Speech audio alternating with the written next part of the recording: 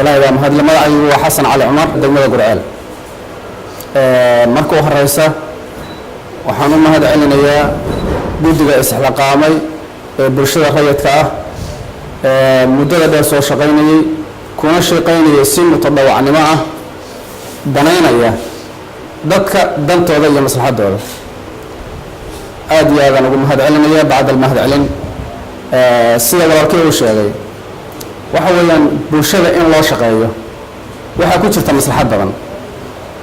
maslaxadaas oo caam ah, ilaahay agtiisana ajir looga helayo, aadan iyo hortiisana looga helayo inaadan ka maqnaanin meel kastood adduunka joogto. hadda bulshada rayidka waxay noqotay bulsho dawli ah ee caalamka oo dhan laga yaqaan. waxa weeye waa bulsho u dooda dadka, doonta baahidooda, doonta waxa ay markaas danaynayaan.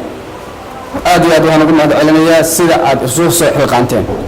waxaan aad iyo aad idinkaga doonayaa galabta bulshadeenna rayidka ah waxay u dhikan tahay hooyada qabiil male, hooyo qabiil male, bulshada rayidka ahna qabiil male.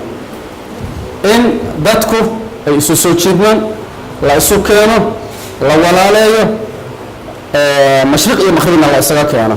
hadda sida midalan aad lahaydaan 3 urur oo waaweynaa jirta, waxaana laga rabaa inaan yeelano awoodeedii, maskaxdeenna iyo maalkeennana ay shaqeeyaan. meel walba oo la tago waxaa la rabaa in dadka la soo jiito. innagu waa run sida walaashay Saynab ay uga hadlaysay, ma lihin dibdhac meeyo horumar ma lihin.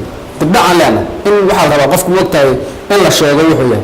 dibdhacaan leenahay isteedyadii kale waa dhismeen, laakiin isteedkeenna waxaad moodaa in hadda aan gurgurasho ma aynaan gaarin, rugmadaan maraynaa. hadda rugmadaan maraynaa.